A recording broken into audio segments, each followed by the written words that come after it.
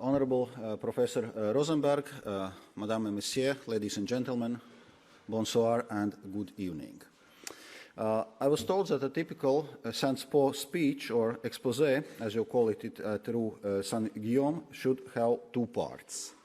It should not last more than 10 minutes, and each part should have two subsections. Exactly. I will do my best. I may not stick exactly to these guidelines, so please be patient with me.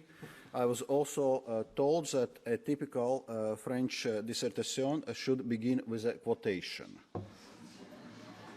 However, I'm not French and I didn't graduate from Sciences Po, so I'm Latvian, a scientist and economist and convinced European, so my quote will come a little bit later.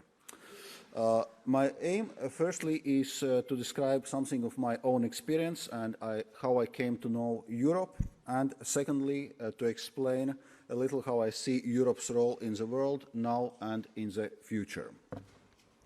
So let me begin by introducing myself to you properly.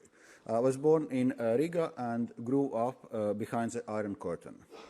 Daily life in Soviet Latvia imposed a certain mentality to all of us from childhood to adulthood. That was a design and intention, and it was social as well as economic mentality. For me, it changed when I started to appreciate how important it was to have a society where people had freedom of choice. For 50 years, my country was not allowed to be part of Europe. For 50 years, we were not allowed basic democratic rights and freedoms. In terms of what Moscow wanted from Latvia, that was just the way things were. Then, in 1989, the Berlin Wall came down, the Iron Curtain fell, and mentality straitjacket that others had imposed on us came off. The very idea of Latvia being able to return to Europe, to where people felt we belonged, was an inspiration that propelled us forward. The goal of joining the EU underpinned my country's democratic, economic and social transformation. It has driven me to be a strong believer of the European project in the core European values of democracy, a social market economy, and equal opportunities for all. From what I have seen and experienced, I know that we are stronger together as united and committed Europeans. We share the same values and aspirations. I drew my strengths for my European conviction when Latvia's economy was in free fall and I was offered the position of Prime Minister in 2009, as it was already introduced. It was a job that nobody wanted at the time, but somebody had to do it because Latvia was going through the deepest economic and financial crisis in the EU. We needed to restore financial stability quickly and return to economic growth, because financial stability is a precondition for the economic growth. Putting the economy back on its feet and joining the euro just 5 years later would not have been possible without Latvians understanding and accepting that we had to make tough choices to overcome our country's darkest hours. And it wouldn't have been possible without constant European solidarity throughout these difficult times. But okay, assez parlé de moi, parlons maintenant de l'Europe. Here is a quotation that I promised in French naturally and from Jean Monnet. La modernisation n'est pas un état de choses, mais un état d'esprit. So, what is the état des choses in Europe today? I would say this is one of challenging times and major geopolitical shifts.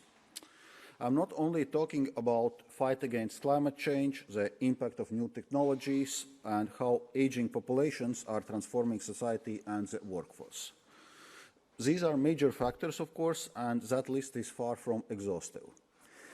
It's clear that we must react and adapt, see them as opportunities as well as challenges. But it goes much deeper than that. We are steadily being overtaken by different realities to the ones we know. And Europe is not in the driving seat. More and more often, it is others who call the tune. This is not just about trade tensions, protectionism, rise of authoritarian tendencies or populism. It's more like the eclipse of an established order. David Miliband, a former British Foreign Secretary, put this well in a recent interview. He talked about a new world that doesn't conform to the contours or the compass points that we have known. A world where rising powers want to write new rules, not just have more say about the implementation of old rules. I certainly feel that there is something of an international competition between powers, old and new, national and regional, or rather a jostling for dominant position of influence. In an increasingly multipolar world, the goalposts are not as we used to know them. So where does Europe stand? Can we still rely on the global system of multilateral cooperation? How can we better position ourselves globally? What assets can we best use to project EU values, authority, and influence? Despite all those tendencies, the EU is still the largest trading bloc, the largest trader of manufactured goods and services. We have the second highest defense spending after the United States and biggest development assistance budget. All well and good, but I think we could make our strengths count for a lot more in the international forum. There are other countries which are not shy about doing so. In this, I'm convinced that above all else, it is vital for Europe to have a strong economy. Without it, it's hard to see how we can raise our presence on the international stage, project our influence and values, and act as a beacon of democracy. Ladies and gentlemen, in my view, what matters more is état d'esprit. Not so much the state of play, which we know. What's important now is for Europe to act, to prepare for the future, to move ahead and lead. Over the next 5 years, we must make the most of the EU's economic and financial influence to advance our agenda globally. This is a big part of my role as Executive Vice President of the European Commission, to build an economy that works for people. I aim to strengthen Europe's economic sovereignty, to uphold EU's prosperity, security and values. Inclusive and sustainable growth, those are my watchwords. Earlier, I mentioned a short list of challenges, in particular climate change and digitalization.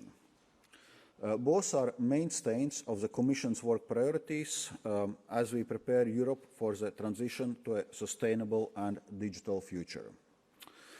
You have certainly heard of our ambition to turn Europe into a climate-neutral economy by 2050 and to become the world's first major economy to do so. Achieving the goal, along with embracing digitization and new technologies, will involve massive change for all of us. It's ambitious, but it's urgent. These transformations will affect every part of our society and economy. Carrying them out must be done in such a way that nobody is left disadvantaged, so the social aspects are very important. We are very mindful in integrating them into our work. Since it underpins our economic growth and prosperity, EU industry also needs to undergo its own deep transformation in these areas. This is essential for Europe to remain a global industrial leader. And it presents a great commercial opportunity, especially in emerging sectors like green products and services, where EU industry is already a world leader, so we want to keep it that way. So in March, the European Commission will present a new industrial strategy that responds to these challenges and new macroeconomic trends. It will help us to make most of our innovative potential. it will draw on the wealth of talent in European companies, big and small, to exploit the opportunities for those who move first. And this is where we can lead.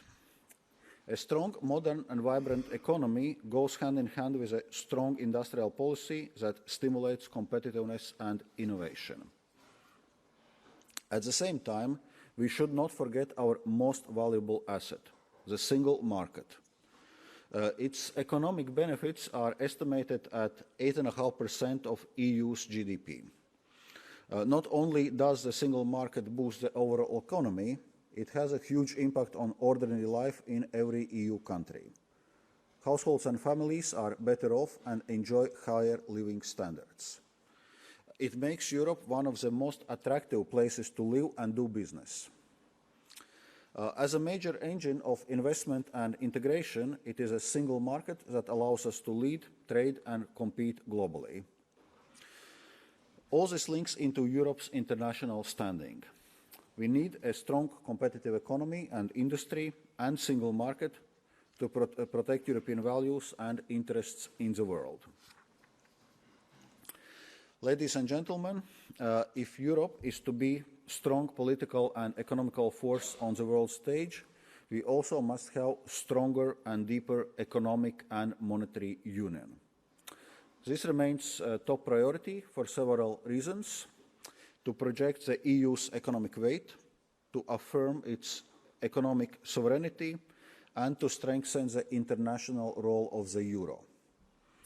The euro is a major strategic asset, arguably the most emblematic achievement of economic policy making in the EU's history. It helps Europe to speak for its values on the world stage, for an integrated international economic system, and for multilateralism. Around 60 countries either use the euro or link their currency with it. It is consistently the second most used currency in payments and global reserves. However, its international use has not yet returned to where it was before the financial crisis. It could and should be a much larger player in the international finance and trade. The European Commission is working on how best to enhance the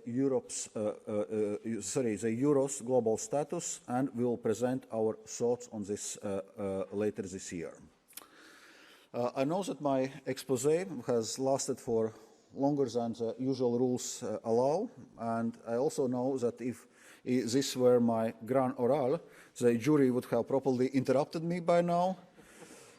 At the start, I mentioned European engagement and solidarity, unity and commitment. For me, these are the qualities and values of our état d'esprit. They bind us together in Europe's diversity of nations. We rely on them to stay strong collectively, project Europe into the world, and bring Europe closer to the home. To call myself a European, especially given where I grew up, is a proud feeling. And since you are Europe's younger generation, our état d'esprit rests on your shoulders too. Thank you very much.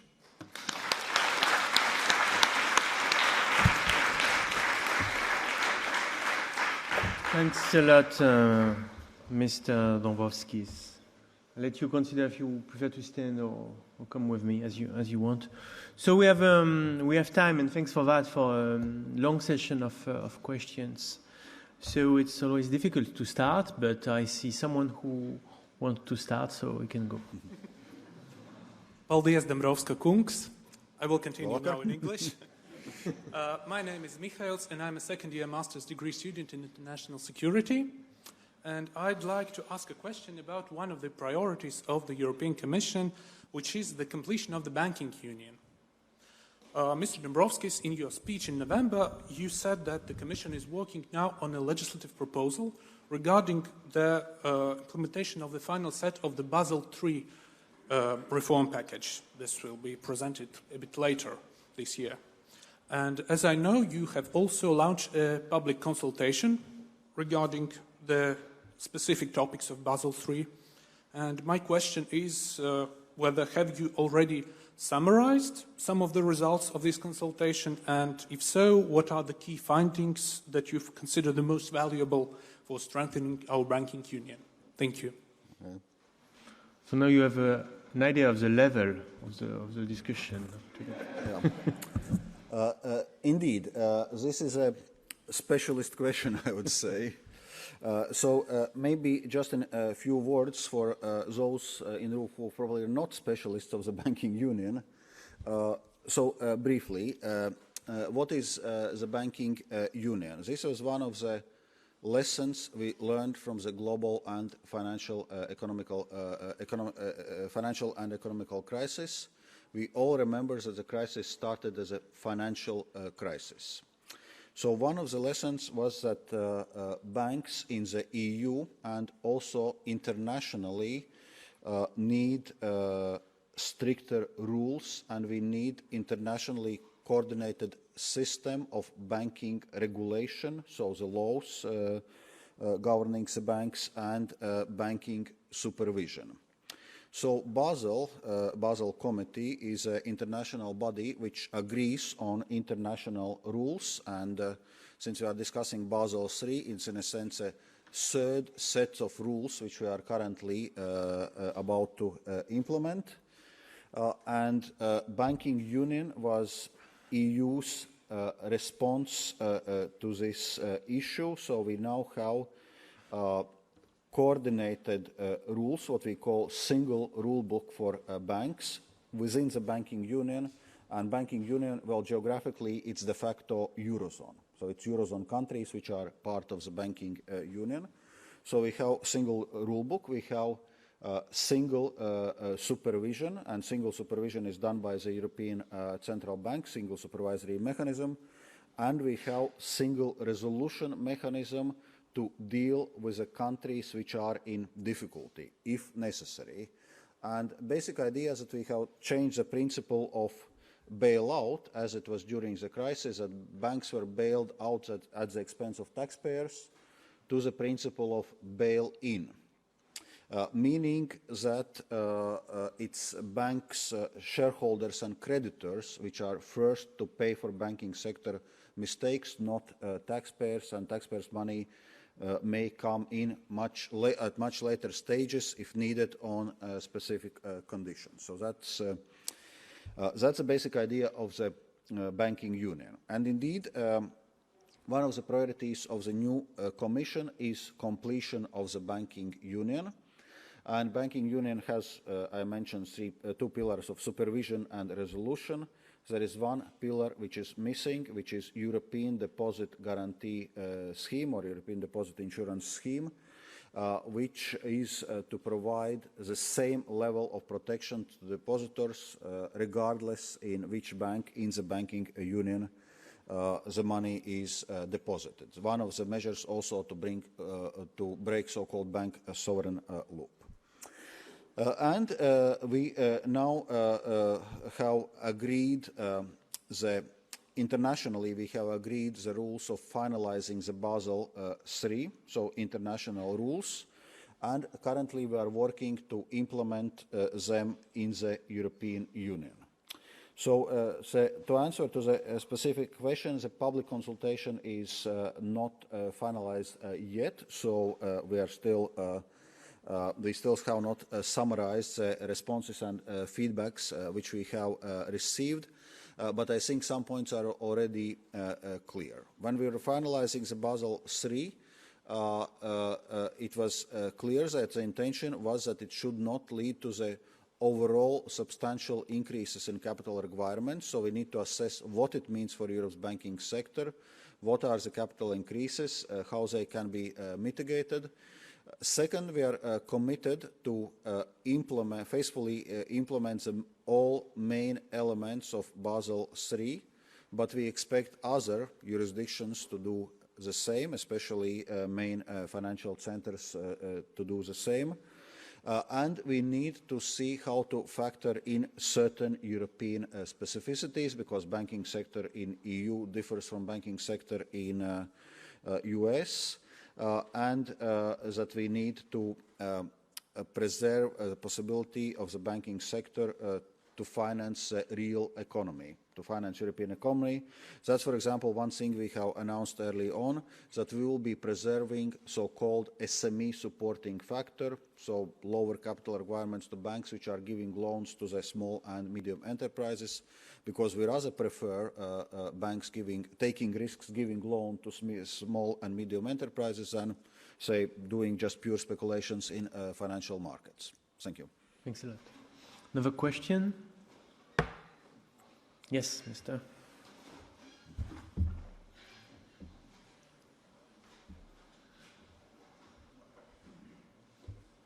Good afternoon. My name is Emmanuel Bosdur. I'm French, and I'm actually now doing a kind of dissertation about the rules of budgetary policy. And I saw that you said some days ago that you were willing to change those rules because they're not adapted to the economy today. And I was reading about them, and there's a lot. There's the Pact de stabilité de croissance, but there's also a treaty on stability. And I would like to know what are you planning to do? Mm-hmm. Okay. Let me add to the question that we read in your interview in Le Monde of today, that you may take into account the level of sustainable debt. We know that so far the deficit was the main criteria to assess budgetary plans of the member states. So do you follow this, if I'm right, this German idea that debt should now be taken into account? Mm-hmm. Okay, so on EU fiscal rules. Well, first of all, once again, maybe for those who are not specialists, EU fiscal rules by and large came into effect with Maastricht Treaty in 1992, and Stability and Growth Pact, which was mentioned, was adopted in 1997. And it was linked, among other things, with the introduction of the euro, because it was clear that if countries want to share the same currency, it's important that countries follow the same rules. So that was the basics. What Stability and Growth Pact says, it has, I would say by now, famous limits of a budget deficit not more than 3% of GDP and a public debt not more than 60% of GDP. Well, it's not always works like that, and often we have to launch procedures against member states, so-called excessive deficit procedures, if they exceed the deficit thresholds, but things are much better now than they used to be. For example, in 2011, during the crisis, there were 24 member states in excessive deficit procedure. Currently, there is none. So things have gotten better. So what we are currently doing, we are currently not revising Stability and Growth Pact, so we're not touching famous 3% and 60% limits. We are doing the review of what is called six-pack and two-pack legislations, and it's not beer, it's EU regulations and directives. Yeah? What are the conclusions? And indeed, we did this week on Wednesday. So what are the conclusions? First, conclusions that by and large EU fiscal rules have served us well. They help to improve sustainability of the public finances. They help to focus our mind also on macroeconomic imbalances, reduce macroeconomic imbalances through the regular coordination of member states' fiscal and macroeconomic policies, which we do through so-called European semester.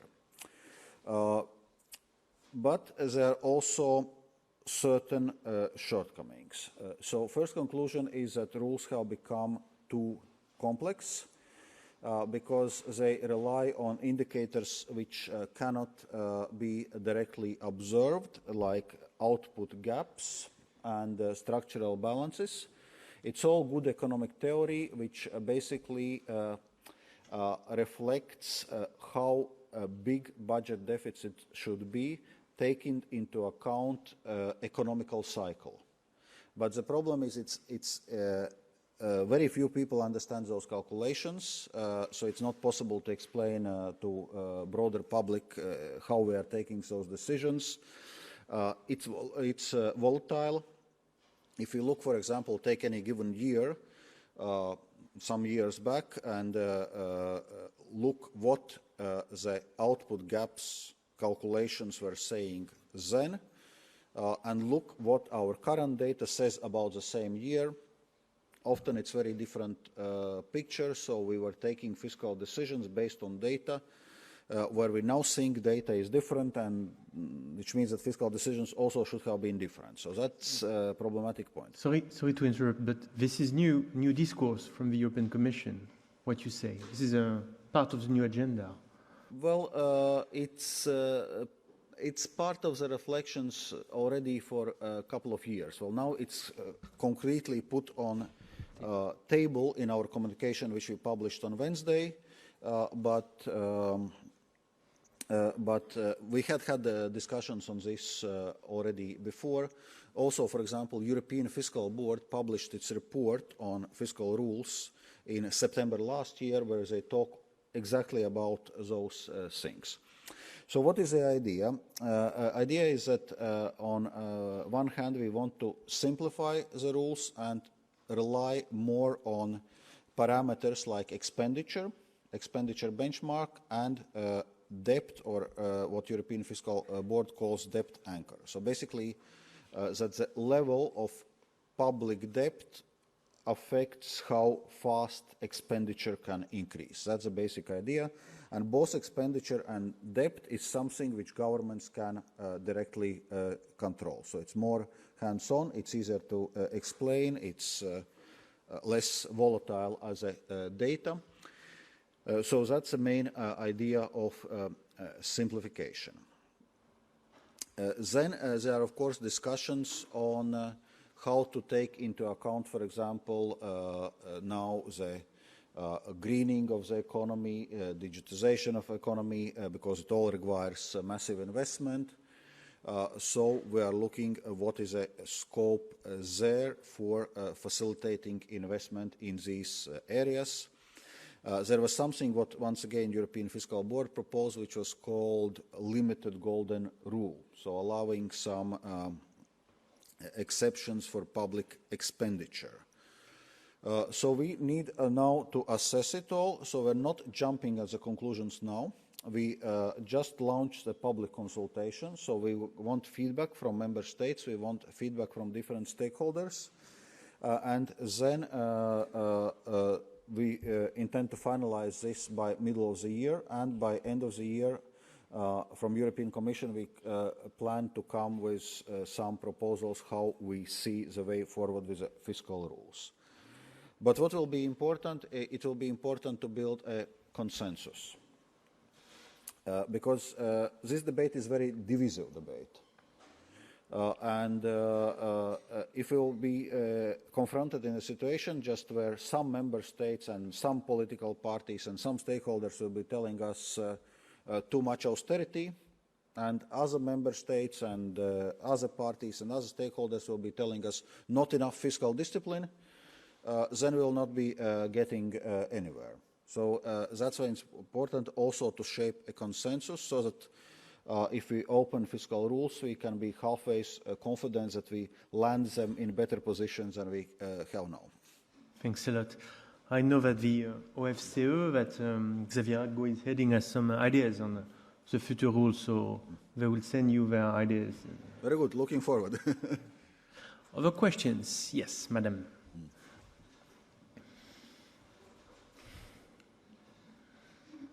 Hi, I'm Emma. I'm from Sweden, and I'm doing the European Affairs program here. My question is a little bit less technical.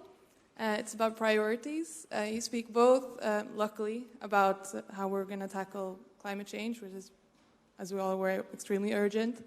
But of course, you also talk, which we tend to do often, about how there are other parts of the world, like the US and China, that are very important economic factors and how Europe wants to stay relevant in terms of this.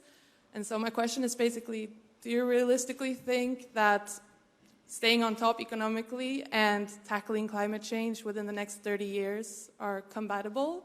And if not, where are your priorities? Thank you. Mm-hmm. Okay, indeed. So, well, as it's well known that one of the main priorities of the new European Commission is European Green Deal and transition to the climate neutral economy by 2050. Of course, a question arises, how does this affect economy? And there are studies that overall it has modest positive effect on the economy, and it has a modest positive effect on jobs. Because on one hand, yes, transition to the green economy will destroy some jobs, for example, in coal sector. At the same time, the green economy will create many new jobs. So all in all, we see that overall economic impact, if it's anything, it's slightly positive. So all in all, we can do.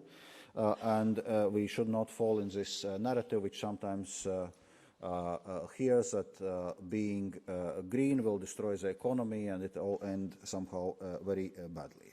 But of course we need to proceed carefully here, and that's why I was emphasizing also in my speech the importance of social acceptance of this transformation. And that's a very important factor. Because, you know, people, especially young people, may be marching, saying governments must do more on climate change and so on and so forth. Then some governments try to do something, for example, increase excise on diesel, and then people put on yellow vests and go marching and say how comes diesel has become more expensive. So the social acceptance will be very important here. And that's why we accompany our European Green Deal. Well, we have our European Green Deal investment plan to mobilize investment for this. So we're aiming at €1 trillion over the next 10 years. And as part of this investment plan, we also propose what we call just transition mechanism, aiming at €100 billion to support regions and sectors and people in those sectors who are mostly affected by this transition. So that we need to really accompany this transition with flanking measures, making it socially acceptable, and that will be very important for overall success of our green agenda. Then, of course, you mentioned other countries. Of course, we can become climate neutral, but Europe currently accounts only to 9% of global emissions. So Europe alone cannot tackle climate change. We also need other countries on board. In one hand, well, as Europe, we are, so to say, advancing internationally and upholding internationally Paris Agreement, ensuring that other countries stay on board even when US or President Trump decided to withdraw. And that is what's happening. So we see that other countries, including China, which you mentioned, are on board as regards Paris Agreement. And also in US, well, Trump administration may not be interested, but we see lots of interests in states, in cities, in different industries. And we see that to the large extent, United States will also be doing their part of the job. So also there it's not a lost case. We are looking frameworks how to cooperate internationally. For example, last October, we were launching what we were calling International Platform of Sustainable Finance in Washington, D.C. The idea is that we will need lots of investments for green transition, not only public but also private investment. So that's where our Sustainable Finance Action Plan comes in. I will not now go into detail, but also there, the same story.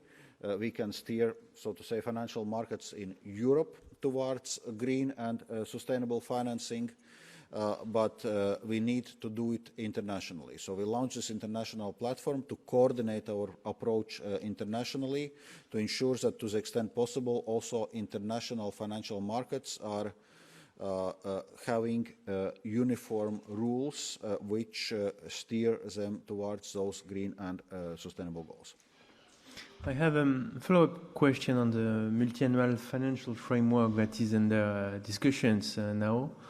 So the Commission committed to devote 1/4 of the budget, of the future budget of the EU to climate transition. You have let hear that you could go, or you may go up to 1/3 of the budget, which is which would be a strong increase. So what are the stakes of the bargains on that issue? And also, is there a threat of having a kind of greenwashing where we have a traditional EU budget devoted to CAP, to structural funds, where the EU more or less pretend to take into account the environment, but in the end is more focused toward the traditional missions of the budget? Mm-hmm. Indeed. So as a part of the way how to finance a green transition, indeed, European Commission has proposed that the quarter of next multi-annual EU budget, 2021 to 2027, should be devoted to climate-related action. This is, so to say, horizontal target or mainstreaming across different policy areas. Of course, individual targets in different policies vary, but across the budget, it's 25%. Unfortunately, it must be said, we were having a bit more nuanced discussion in Le Monde interview, but what I was observing is that space for that interview was limited in a newspaper, so it became very concise and not all nuances are there. This was part of the broader discussion. Okay, that's where we are now. But to meet our Paris goals, EU's commitment is to reduce emissions by 40%. There is discussion whether we should go more than that. 50%, 55% are figures which are being mentioned. And we are currently assessing the impact of this, because we need to understand exactly what it means for economy, what it means for companies, what it means for standards which we are not setting, how much money is needed for this. So when you take that kind of decisions, you need to understand what it exactly implies. But then the second question comes, okay, let's assume we become more ambitious, we want to spend, reduce emissions faster.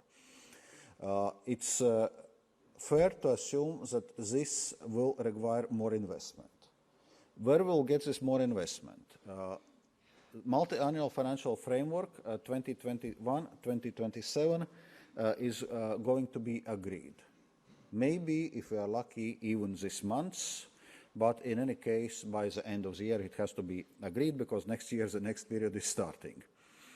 So it means that we will not have much scope of increasing the size of EU budget for this.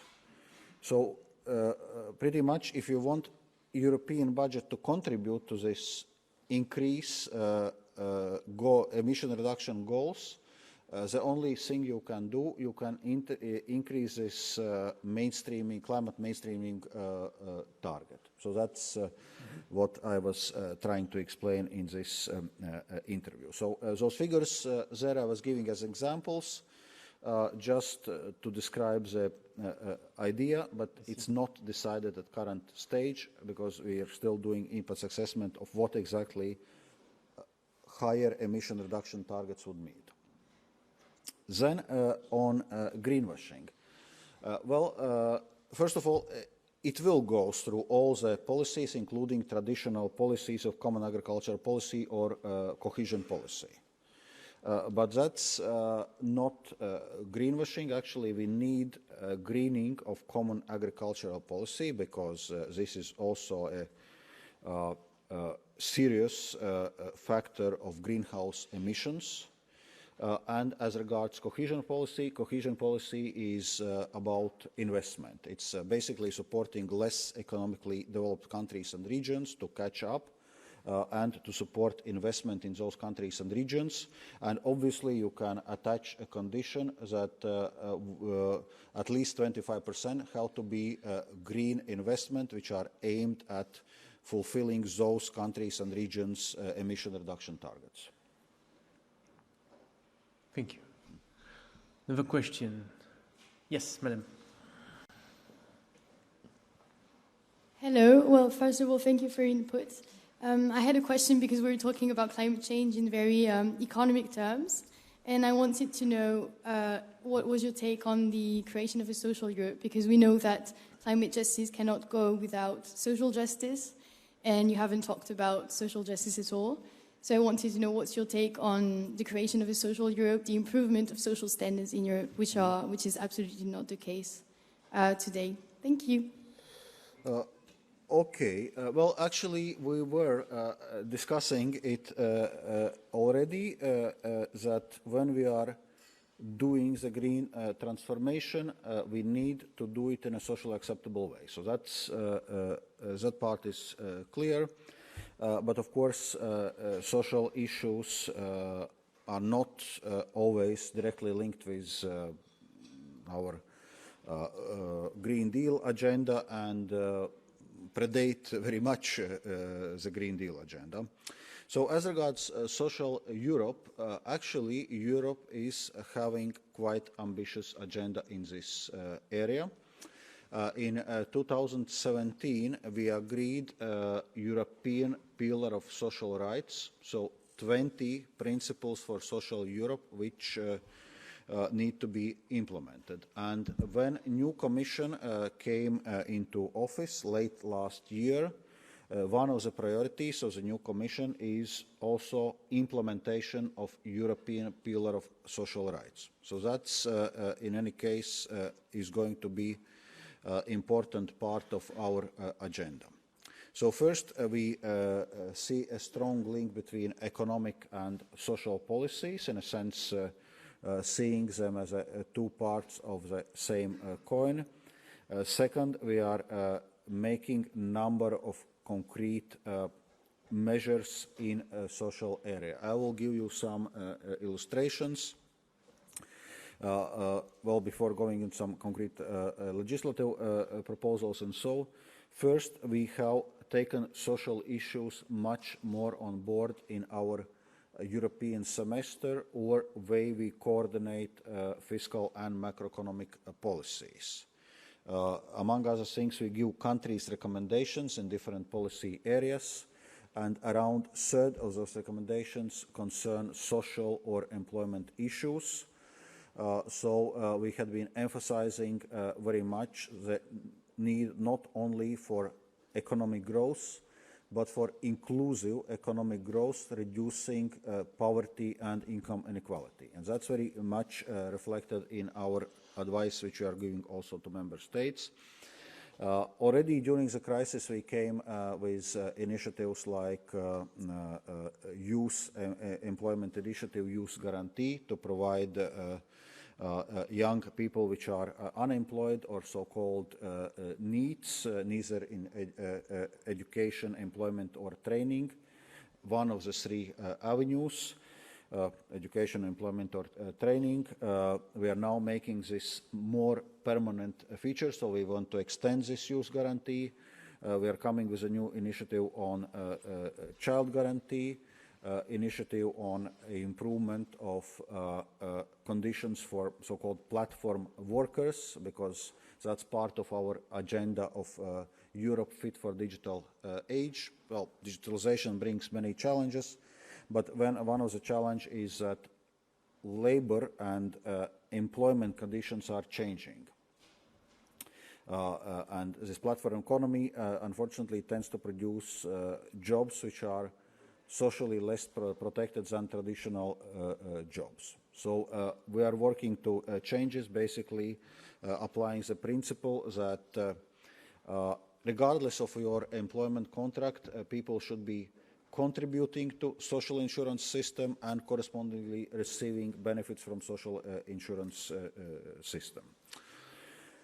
We will be coming with a number of other initiatives on social area. So I can tell that indeed social will remain important priority of the European Commission. It will be part of our economic policy narrative, and it will be part of our green transition narrative. Thanks a lot. Another question? Yes, Mr.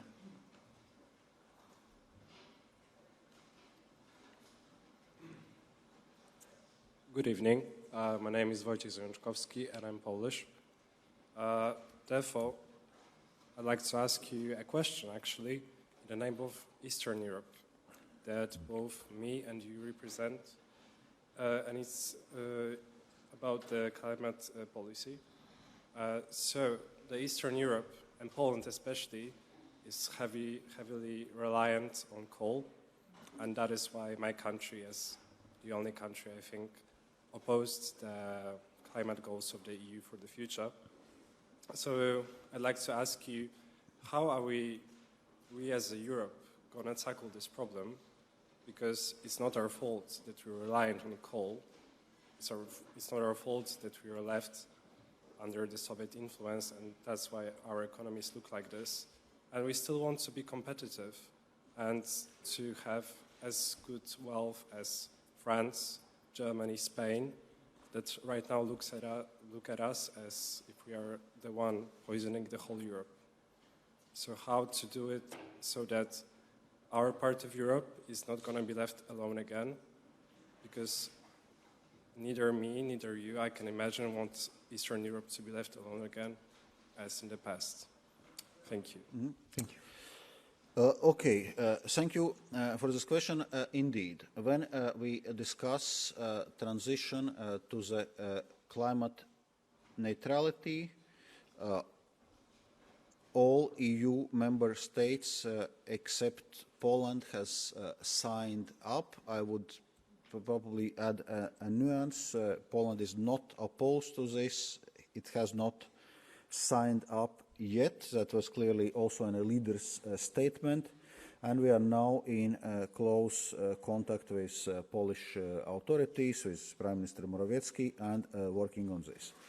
And of course, that's exactly the point what Polish authorities are also making. Well, our economy heavily depends on coal. If we just move away from this, it will affect negatively affect our economic development. Therefore, we must see how this can be mitigated. And I already mentioned the Just Transition Mechanism and Just Transition Fund, which we are proposing for also next multi-annual financial framework, exactly to help countries and regions most affected. And it's not coincidence that Poland is according to our proposal, Poland is by far the biggest recipient of funds from proposed Just Transition Fund. Because we understand there is a real problem of this transition. Well, Poland is the largest Central Eastern European country, correspondingly amounts of money needed are larger, and that's exactly the intention which we propose, so that we help also the coal regions in Poland to manage this transition, to diversify economy in these regions, to help people in coal industry. We know that it's not going to be simple task, but I would say I'm quite optimistic that Poland will, in a relatively short time, join this ambition of climate neutrality by 2050. So all EU member states will be on board, and that will be providing also necessary financial assistance to manage this transition. And remember what we were discussing earlier on the overall impact of the economy. That's exactly the point, that we see that this green transition is not generating negative overall impact of the economy. It's actually generating slightly positive overall impact. The question is to properly manage this transition. Thank you. Madam, yes.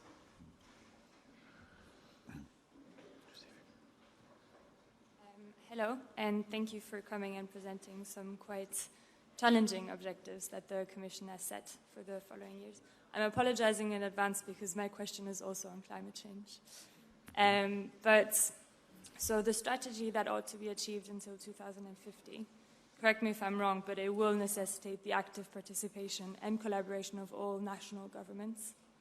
So how will you, or rather the Commission down the line, ensure that the strategy is, put in place and adequately respected? Thank you.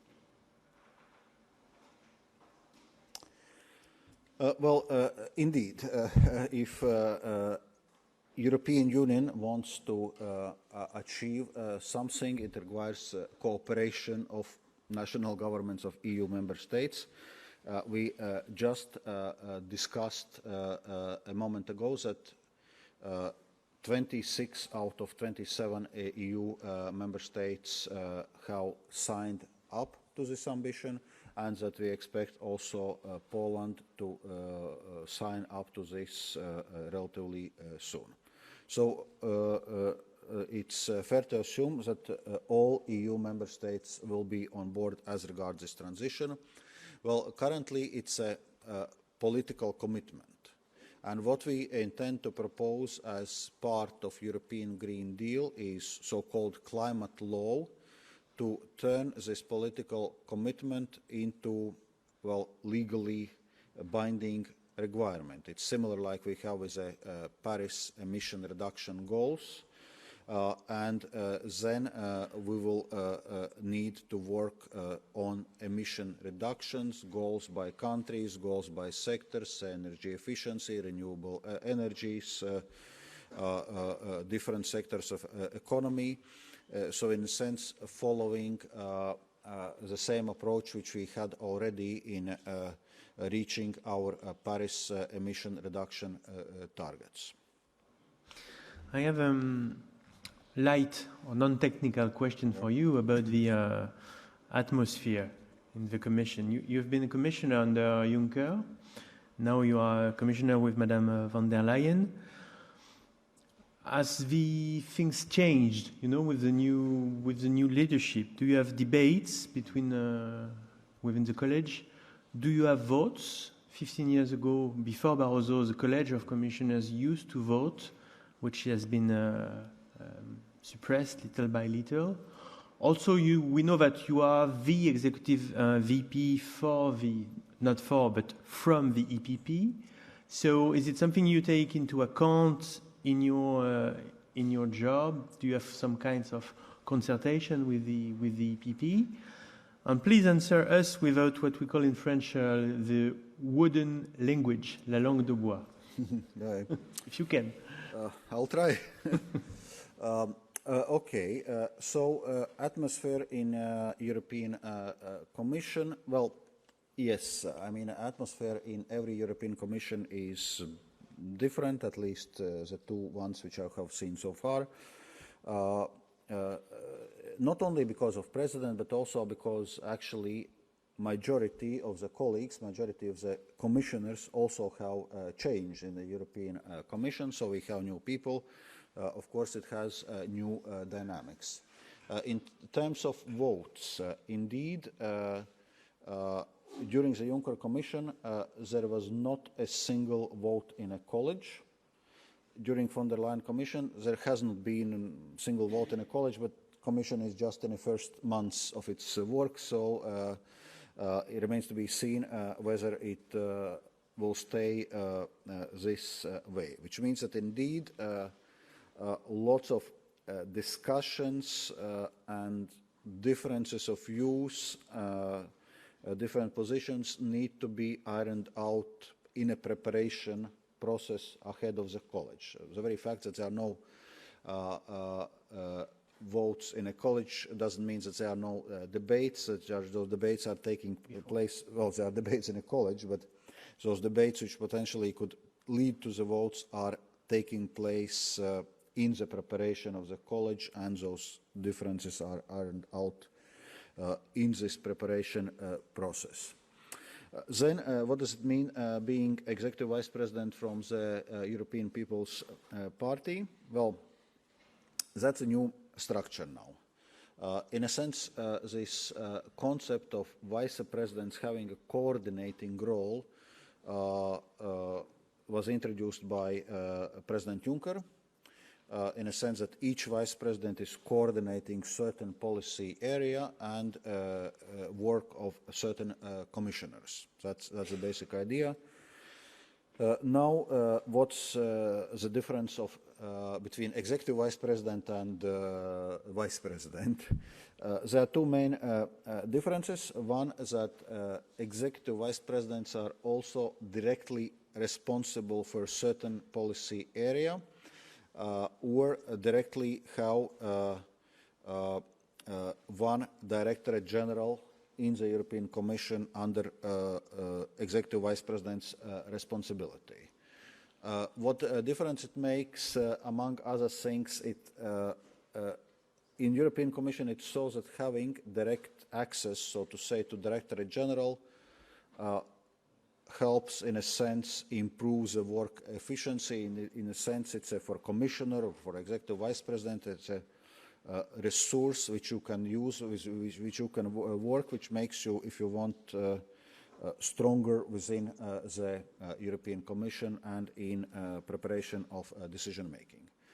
And second difference is that executive vice presidents have preparatory meetings ahead of the colleges, so in a sense that's where this word executive comes in. So we currently have one executive vice president from Socialist group, one executive vice president from Renew, or what used to be Liberal group, and one from European People's Party. So that's the idea how it's structured.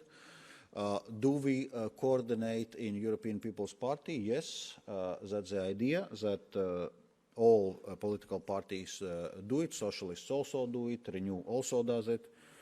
There are different formats of this coordination. We meet ahead of the college meetings in a format of each political group, vice presidents and commissioners. We have meetings with EPP parliamentary group in European Parliament. So there are different settings how we are meeting, how we are coordinating our work. But all in all, I would say to compare with national politics, since I had been also in national politics, I would say, yes, there is this political dimension, and especially when there are elections or when there's a distribution of positions, it's kind of pronounced.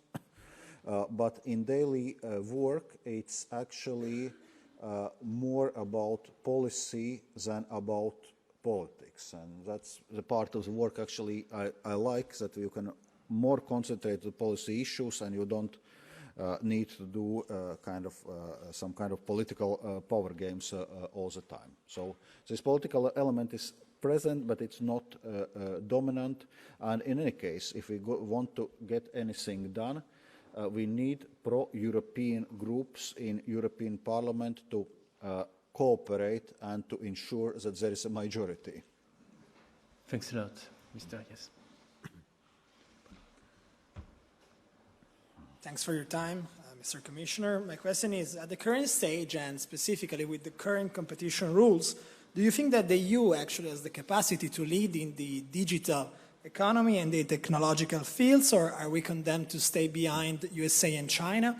And I'm thinking of this question also in relation to the letter that has been published this morning with the four main capitals asking Commissioner Verstager to adapt the competition rules to the new market conditions, as they say. I know this is not precisely your portfolio, but I think your presence here is a great opportunity also to discuss this topic. Thanks.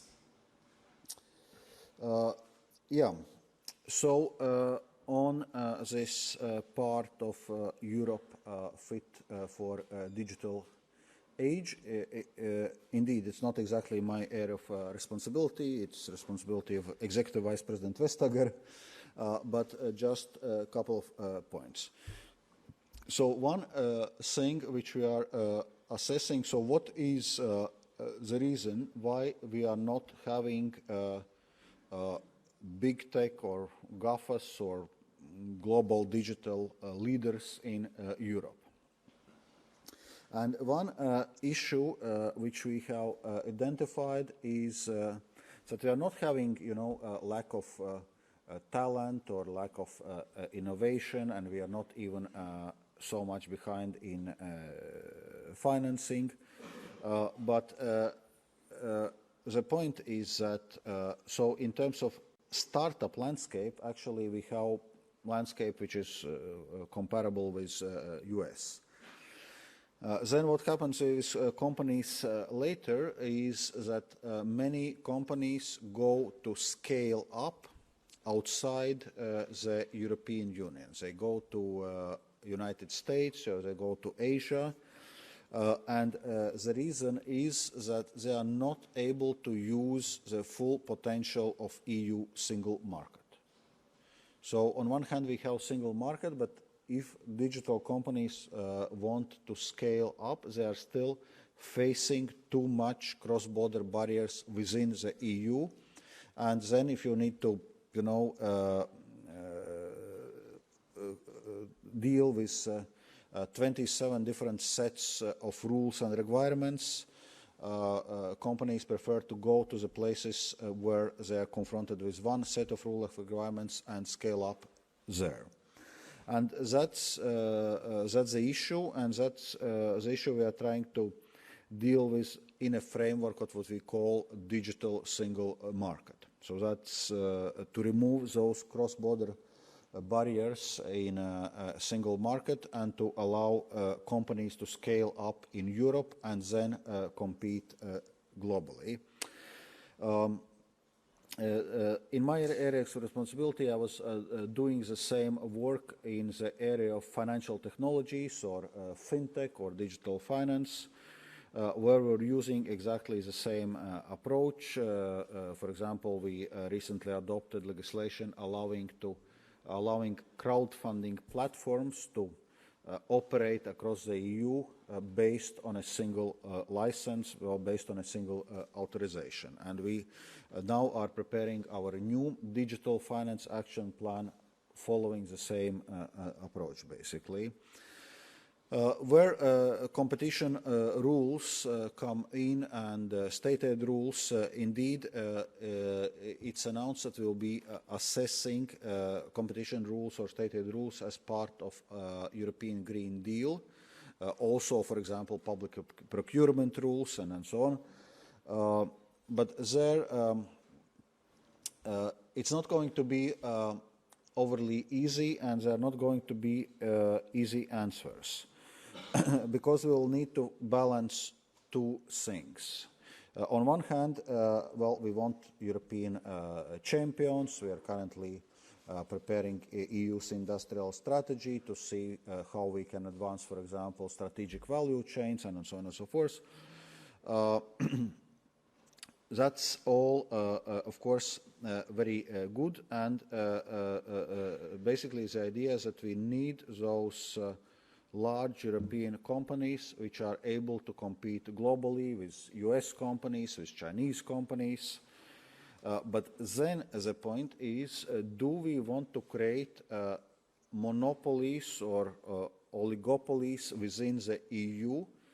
Because if we do so, we do it at the expense of European consumers, at other European companies, at European citizens, which will be getting lower quality and more expensive goods or services.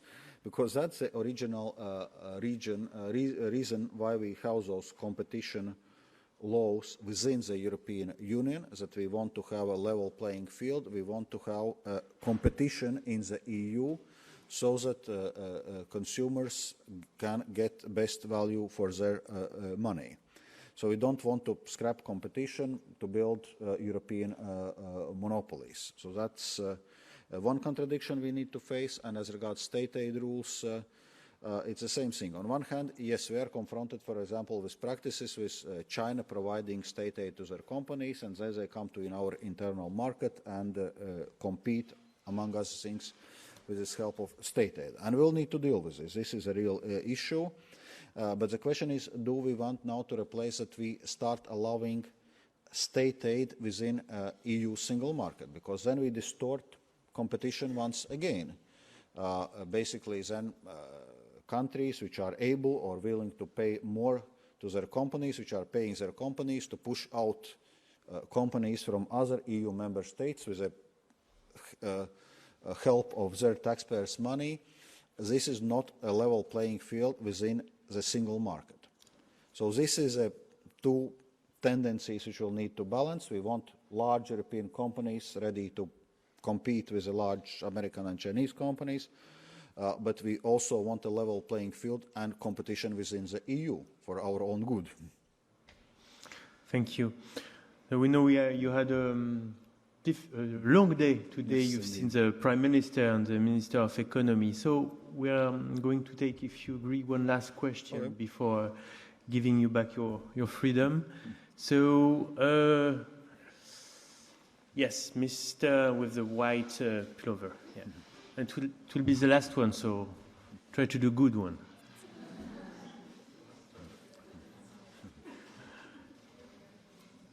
Good evening. Thank you very much for your time that you spend here debating with us. I have a perfect follow-up question on the state aid rules in creating European giants. My name is Jakub, and similarly as my friend Wojciech and yourself, I come from the Wild East, from the Czech Republic, and to shed light on how it works in the Wild East. So the largest consumer of European structural investment funds are actually companies that are indirectly now owned by the Czech Prime Minister Andrej Babiš. And as I was reading through your political manifesto, you in your portfolio are aiming at supporting the SME, small and medium enterprises above all. But now there is actually a case against the companies of our Prime Minister that actually say that he has been really good in using small medium enterprises and actually drawing funds to his conglomerate, to his agrarian giant Agrofert. So my question is twofold. What do you say to the fact that actually our Prime Minister is now trying or attempting to sue the European Commission for doing his job and overseeing actually the implementation of the stated policies? And secondly, what can the European Commission actually do better, where it can improve to make sure that the money that are perhaps justly so and appropriately so targeting the SMEs are not going to the hands of the largest players on the market?